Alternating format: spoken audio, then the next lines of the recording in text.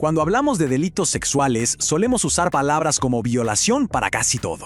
Pero, ¿qué pasa en el mundo legal? Bueno, ahí las cosas son mucho, pero mucho más específicas. Hoy vamos a hacer precisamente eso, meternos de lleno en el Código Penal colombiano para entender esas distinciones que, como veremos, son absolutamente cruciales. Y para arrancar, empecemos con esa pregunta que parece tan simple. ¿Qué es legalmente una violación? Porque es la palabra que más escuchamos, ¿cierto? Pero vamos a descubrir que lo que la mayoría de la gente cree que es y lo que el Código Penal define a veces son dos mundos completamente distintos. La idea es justamente aclarar esas diferencias. Y aquí está, de entrada la primera gran diferencia. Para nosotros en la calle, violación es como una palabra paraguas, una palabra comodín que usamos para casi cualquier agresión sexual. Pero para un juez, para un fiscal, eso no funciona. El Código Penal es como un cirujano, va al detalle, divide todo en delitos específicos y cada uno tiene sus propias reglas, sus propios ingredientes. Si no entendemos esto, es imposible comprender cómo se aplica la justicia en estos casos. Ok, para ponerle un poco de orden a este tema tan complejo, esta va a ser nuestra hoja de ruta. Vamos a ir paso a paso, de lo más básico a los escenarios más enredados, para que todo quede lo más claro posible. Listo, entremos en materia. Para entender estos delitos, primero hay que tener claros dos conceptos que son como los cimientos de un edificio: el acceso carnal y la violencia. Si no sabemos exactamente qué significan para la ley, todo lo que construyamos encima se nos puede caer. Son la base de todo. A ver, hablemos del primer concepto clave, acceso carnal. Y ojo, esto es súper importante. No se trata de lo que a uno le parezca o sienta que es, no. El Código Penal, en su artículo 212, lo define con una precisión casi matemática, justamente para que no haya lugar a interpretaciones vagas. La ley es muy específica. Y miren esta tabla porque aquí se ve clarísimo cómo funciona esa precisión. La ley dice, si hay penetración con el pene, sea por vía anal, vaginal u oral, eso es acceso carnal. Punto. Si la penetración es con un objeto u otra parte del cuerpo por vía anal o vaginal, también es acceso carnal. Pero, atención a esto, fíjense en la última fila. Si esa misma penetración con un objeto ocurre por la vía oral, la ley dice que eso no es acceso carnal. Ojo, no significa que no sea un delito, claro que lo es, probablemente un acto sexual violento, pero no se clasifica como acceso carnal. Y uno dirá, bueno, ¿y eso qué importa? Pues importa muchísimo, porque el tipo de delito y la pena pueden cambiar radicalmente por este detalle técnico. Bueno, ahora vamos a un terreno súper delicado y la verdad, muy común. ¿Qué pasa cuando la víctima no se puede resistir? ¿Por qué no es lo mismo? La ley aquí traza una línea divisoria, una línea muy fina, que separa lo que considera una violación de lo que llama un acto abusivo. Y aquí vemos perfectamente esa bifurcación. Hay dos caminos. Camino 1, el agresor causa la incapacidad.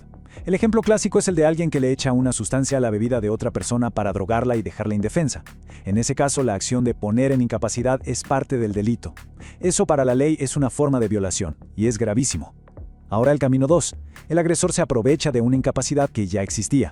Pensemos en alguien que encuentra a una persona desmayada, ya sea por una condición médica o por una borrachera extrema, y abusa de ella. La persona no causó el desmayo, pero se aprovechó. Eso legalmente es distinto. Es un acto abusivo. La palabra clave es esa. La incapacidad fue causada o fue aprovechada. Bueno, dejemos por un momento la violencia y la incapacidad y pasemos a otro factor que es absolutamente determinante en estos delitos: la edad. Aquí el abuso no tiene que ver necesariamente con la fuerza, sino con la vulnerabilidad y la falta de madurez de la víctima. Y hay un número que lo cambia todo. Un número que es una barrera legal absoluta en Colombia: 14. Por debajo de los 14 años, las reglas del juego son completamente diferentes. Esto se debe a algo que los abogados llaman presunción de derecho. Suena técnico, pero la idea es sencilla. Es una verdad que la ley da por sentada y que no se puede discutir en un juicio.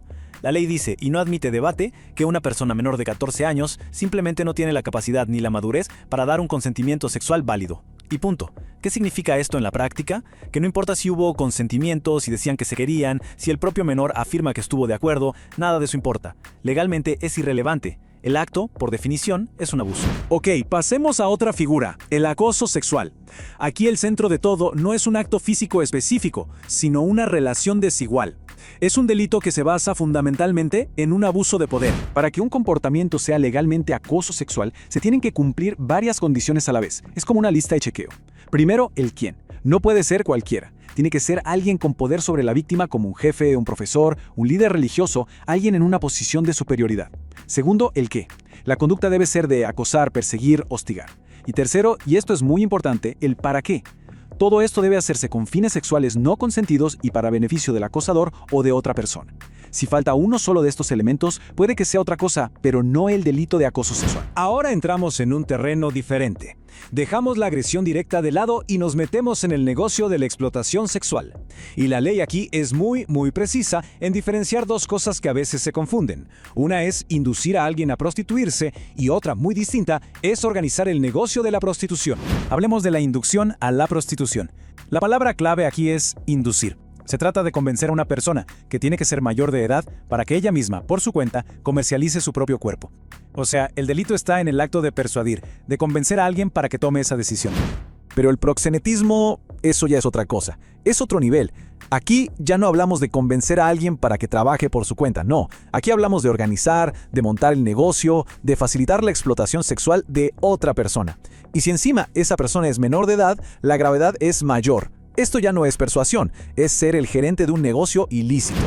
Y para cerrar el círculo de la explotación, no podemos hablar solo de la oferta. También hay que hablar de la demanda. Y por supuesto, de la pornografía.